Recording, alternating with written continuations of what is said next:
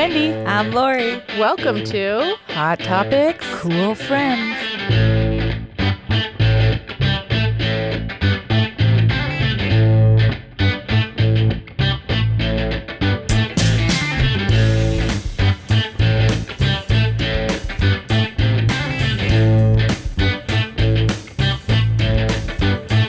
Well, welcome everybody.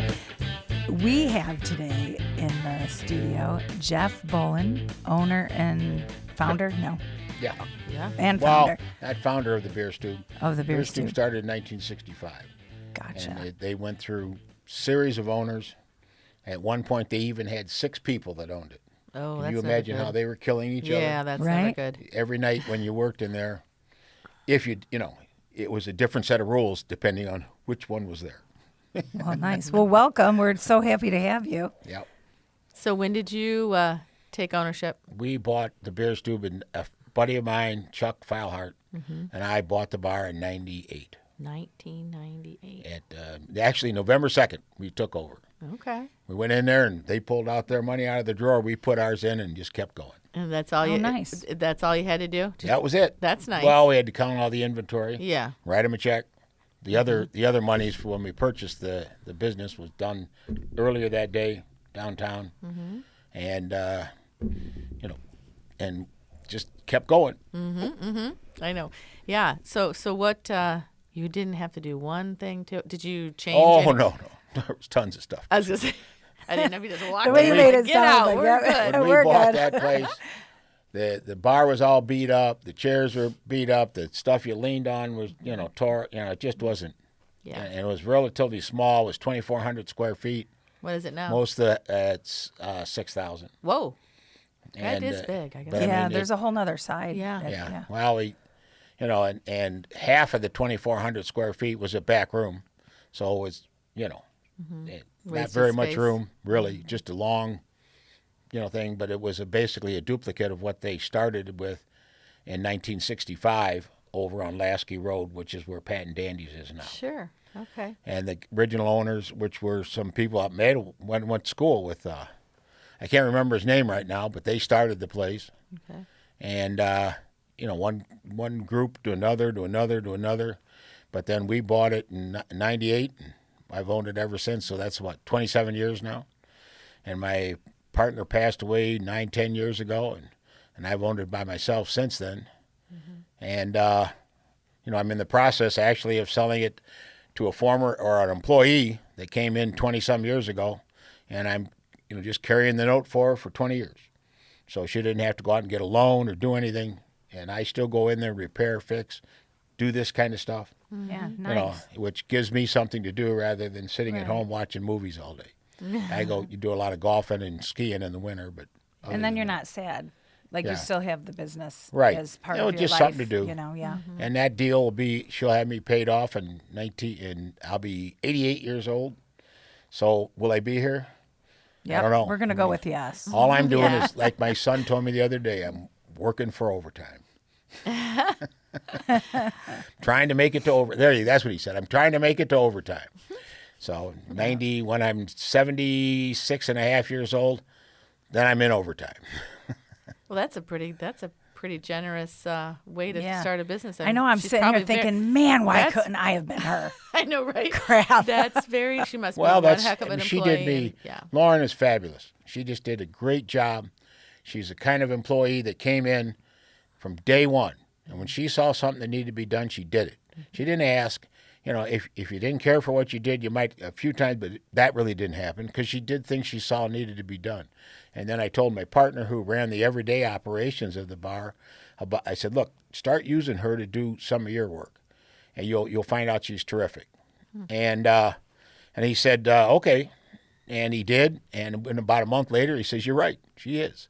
And he worked with her for about 10 years or so.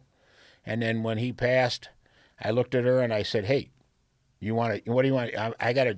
Chuck did all this on legal paperwork. Me, I want it on a computer so I can get a printout every day and I see where everything is. And I'm going to switch that over that way now that Chuck's gone, so it runs like my other business. Okay. And I said, that's what I want to do. And I said, so I'm going to have the CPA get all this set up and so forth. And she looked at me and says, well, can I set it all up? And I looked at her and I go, I had a feeling you'd ask me that. And I said, that way you can do it your way and you know it from ground up. Yes, 100%. That's awesome. Well, she did that for about 4 or 5 years. I can't say exactly. And one day I came to her and said to her, you want to buy this place? And I told her what I do. And I said, I'll carry the note for 20 years. And she, of course, that, when we talked about it. And then a couple years later, about a year later, COVID hit. And when COVID hit, I went out and did the stuff to look for what we needed to do because of COVID, all the shutdown and all this. And I called her up and I said, well, what are we going to do? And she had it already all done. Nice. And I went, I want to meet her. I know. and I said, she needs what? to be on the show And I next. said, how about this? How about this? It was all done. And I said, you sure you don't want to? She goes, yeah, I do want to. And I said, well, if we nice. reopen and everything, comes back to life, you're my partner. That's so nice. That is a and really I- good story. I actually. Well, kinda I got think that's goosebumps. important that family That's businesses so nice, yeah. do these kind of things. I mean, I owned another business I started when I was 18 with my father, and then my family, my other brother and sister came in and worked with us, and we grew that from at the house to today. I mean, I've been retired from there for 22 years, and just the other day I found out, because I haven't been over there much at all since I left, but just today I found out my 2 nieces are running. My sister's daughter and my brother's daughter are now owners of the company. It's a totally female-owned business, and they run the thing, and my sister and brother both have retired. Can you say what business it is, or is it secret? That's up to Bollin Label Systems. Oh, nice. Nice. And they're from what I can see, You know what? I've heard of that. we started in 1969. And we started in the garage, and one thing led to another. It's a big, long story. You want to hear it all, but It's always in a garage. I retired. We were doing, from that point, 31 years later, we were doing $6 million a year. And now I understand. I still have some people over there I know that I hang out with a little bit. And their controller told me in the last year that they're doing over $12 million a year now. That's awesome. That's awesome. So So, that- they print started in the labels, garage. right? Just like your stickers, people call them stickers. Some people call them labels. Some A people friend of call mine 'em works nameplates. for a label people. Is that how Josh gets the good The stickers? discounts on his- He doesn't get them from there. No, No, he does his own thing. But because he does the more of a decal kind of thing. I mean, Bolin's could do that, but I don't. That's not their real Yeah. forte. Gotcha. Okay. Nice. But I bought the bar with Chuck and my partner. He worked in a bar like I never did, but Chuck did, and that's what he knew how to do when he was in college, and bouncing and bartending and all that. And he wanted to get into that business, and he knew I'd been in business since we were in high school, and he asked me if I'd go in with him. And we go back to the 4th grade. This guy. And we had 17 years of working together, and in 17 years, we never had an argument. Oh, like Wendy and I, I except know. we're only on 5. Right. Hey. Well, the trick, We're doing good. What's I'll the tell you trick? the biggest Yeah. trick, and most people can't do it. 99.9% of people can't do it, is you put somebody in charge of something, and you let them do it. And you accept their way of doing it.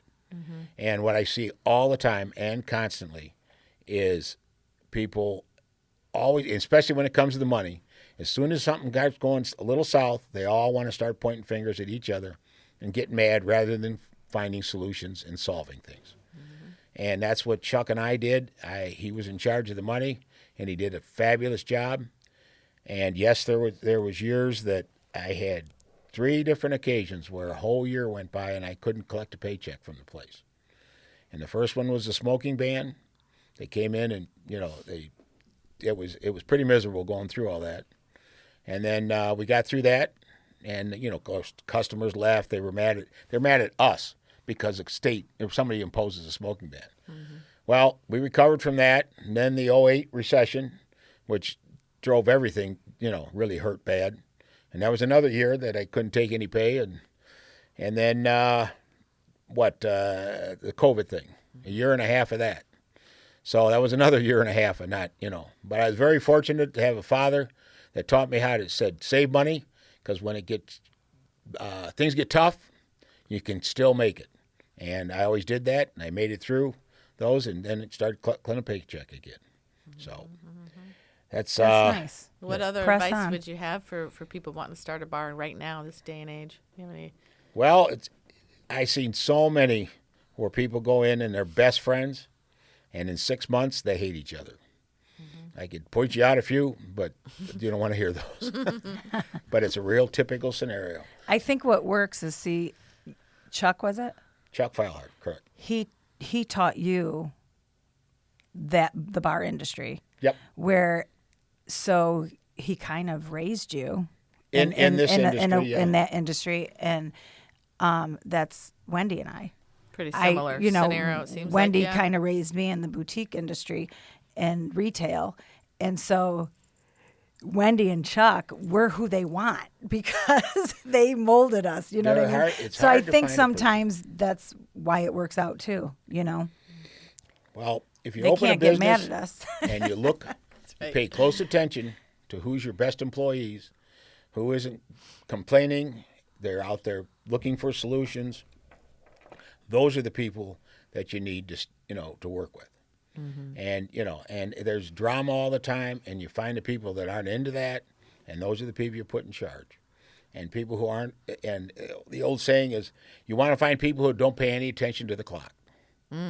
100%. And, and that's harder to find lately. Oh, My goodness. everybody yeah. I don't do that. That's not my job, and it's like, well, then, okay, it's not your job.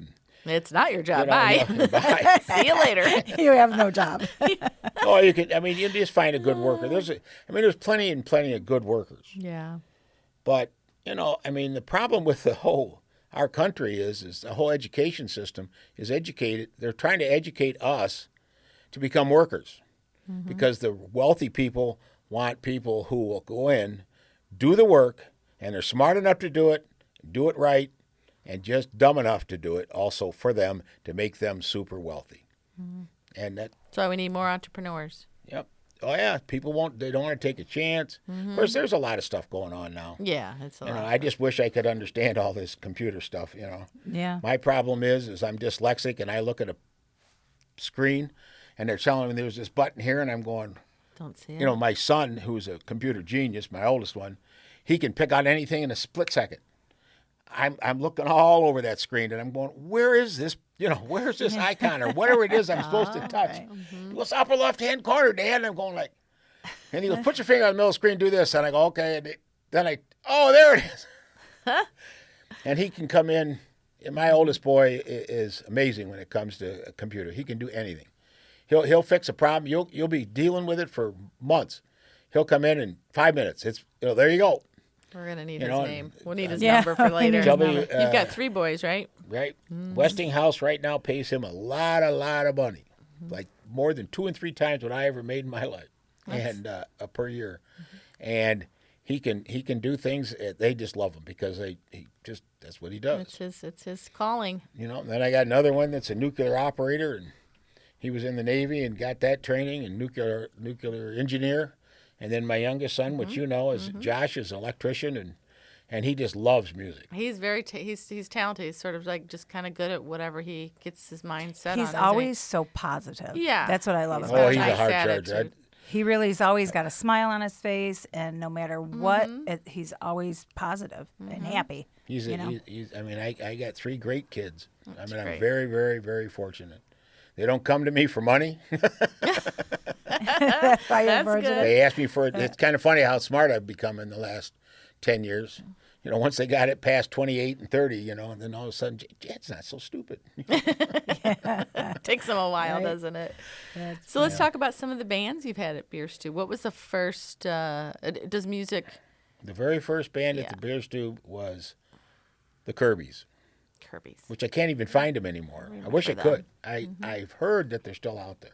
And what it was the Kirby's were a band that the city of Toledo, down at the old event center downtown, they were going to have an Elvis impersonator.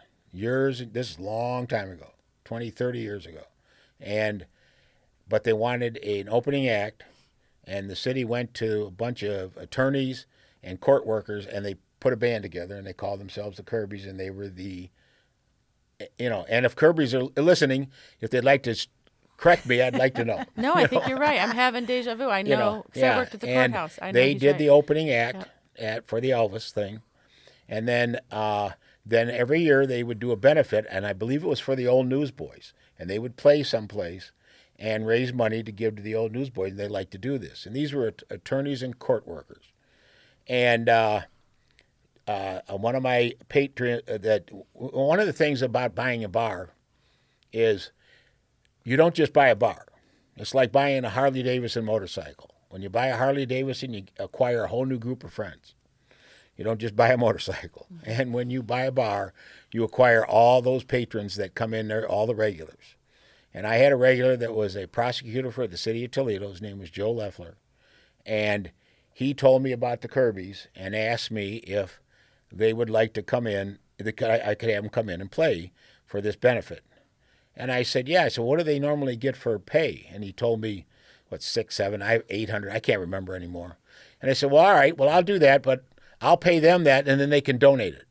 You know what I mean? It's up to them if they want to put it in their pocket or if they want to donate it, which they did. That's what they wanted to do.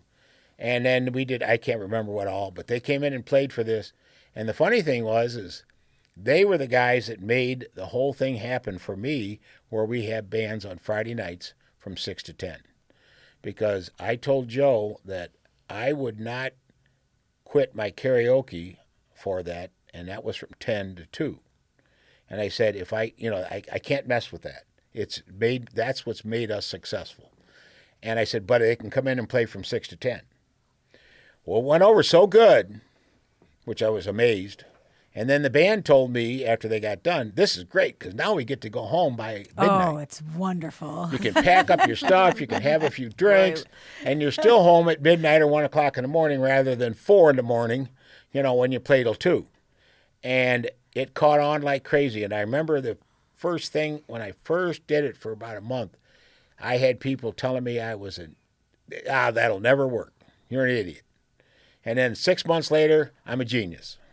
And I said, no, all I am is an individual that's willing to try something and see what sticks. Well, it's great. And being one of your band, I play at the Bier Stube. It's perfect because you are home, but you have to tear down quick. So the band members aren't out talking and chit-chatting. It's like you're Quick out of turnover. there, But what's so funny is the clientele switches over. Completely different, especially with the Cheeks band. You have, all the older clientele and whatnot, and then in comes all the 21-year-olds and 22 and That's 23, cool. and it's so neat. And I'm like, it just is. I remember years ago, the first time that I saw that, I'm like, wow, look at this. They leave, a whole nother clientele comes in, so it's got to be a major money maker because Good idea. the people that already drank already cashed out, and now you got a whole new slew of customers doing that same thing. Yep. Well, now I find people in town. I see where other people are doing what I started. But like I said, I just fell on it, just lucked out, all because I didn't want to mess with my karaoke. And when Chuck and I bought the bar, in the first 6 months, every month Chuck would come to me, I need another $1,000 because it wasn't working. And the biggest thing and I did all my due diligence, ran all the numbers, and everything looked like it should work. The one thing I didn't check on, what was the age of the patrons? And what I didn't realize, the owner before me was selling to kids underage. So about a third of the clientele was underage. And then when we started checking IDs and said, no, you can't come in, I lost the other third that hung out with them, and our business dropped like a rock. So the first 6 months was pretty disastrous, and I thought, well, I'm going to lose my money here. And then what happened was a woman came in called Laser Linda. She was a fabulous karaoke person. But so what happened is Laser come in, and actually she talked to my oldest boy at that time. He wasn't a computer guy. He was 22 years old. He hadn't gotten that far in his life, and he was working with computers, but not what he's doing now. But anyways, he told her, yeah, come on back. I'll here. And so I met her on a Friday night. She asked me if we could do, or Chuck and I. Anyways, asked me if she could do karaoke, and we started next Friday, and all of a sudden, on a Friday night where we were doing $700-800, it was $2,700 inside of 2 or 3 weeks. And this is when we only had actual seating was 1,200 square feet. That was it. And then within 4 years, we doubled, more than tripled the size of the seating area, because we put on that side where the stage is now. Mm-hmm. And that brought us up to 36 total, but 24 is seating. And then Laser Linda went and found some guy and followed him down to Florida, which is a typical scenario. It's always Florida. Fell madly in lust. Right? Is it always Florida? She followed some guy, and she was going to be his first mate on his boat. From what I understand, that lasted about 3 months. But she stayed down there with her karaoke, down in Clearwater area here. And we brought a guy in named Micah, which did a fabulous job also. Great personality, really was neat. And then what happened was his girlfriend didn't want him doing the karaoke anymore because too many chicks were hitting on him. Because that's how she met him, and she didn't want him to go away the same way with somebody else. So, but anyways, he's gone on to do his own thing. He owns a bar, Wesley's, downtown now. Oh, really? Yep, he owns Wesley's, and he's doing. I assume he's doing a good job. I go down there, he's still there. He's been there, I think, about 10 years now. And I'd love to have him back. I'd love to have Laser. At least, I'm really looking for a person who has that personality. Since those two left, I got good karaoke people, but they don't have the personalities. I'd love to have my son do it. Well, I got fired from doing karaoke because they... You did too much singing. Yep. How did he know the answer? Well, you know what? I put myself in the rotation. Right. Well, you were just helping the crowd along. It's well, okay. If you want to do it a bar again, actually bought me bring you in. stuff. There you I go, worked Lori. for Center Court Lounge. Call them and ask them. Court. Oh, yeah. Wow. Every that's Wednesday a night. throwback. Where can everybody go to find out what's happening every day of the week at Bier Stube? Oh, it's on the web page. We got a Facebook. Facebook, yeah. We got all those tools are out there. In fact, I just looked up more recently something about sending my people who do all that to a seminar on how to do it better. And now I got it, but the problem is I can't spend, because I got a partner now again.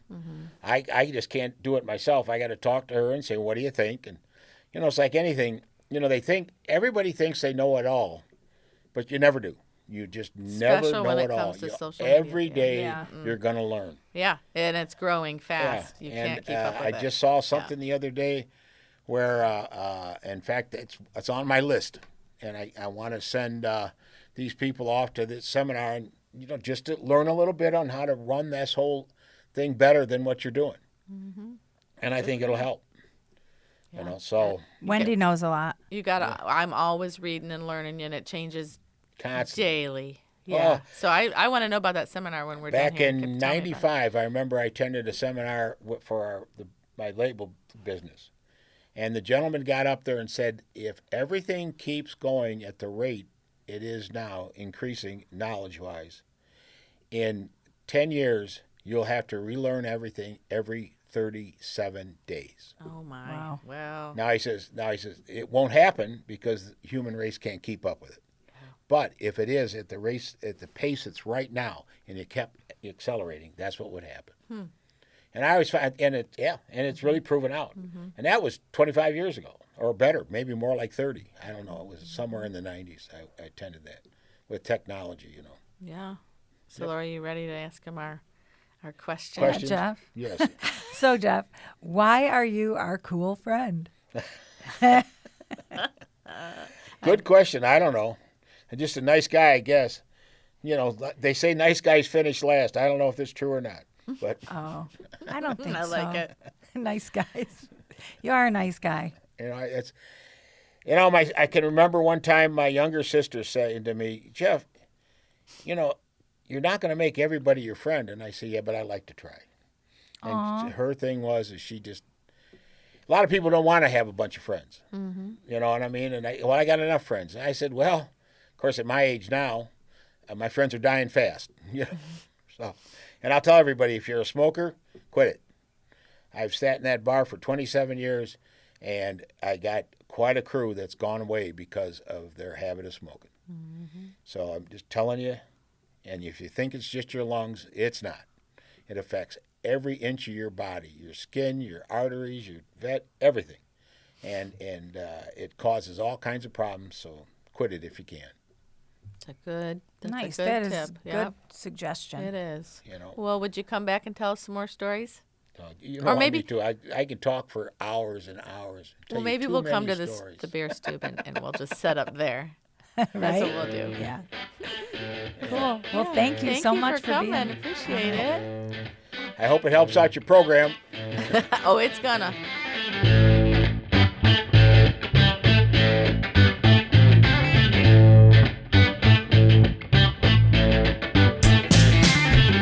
Thank you for joining us today on Hot Topics Cool Friends. I'm Lori. And I'm Wendy. We would like to give a special thanks to Chris Pfeiffer, our executive producer, and Gary Wagner, who wrote and produced our music. if you guys have any questions or comments and you want to listen to more of these wonderful episodes, head on over to wgte.org/coolfriends or anywhere you stream your podcast. And remember, To thank your local business owner. and go out and hear a local musician.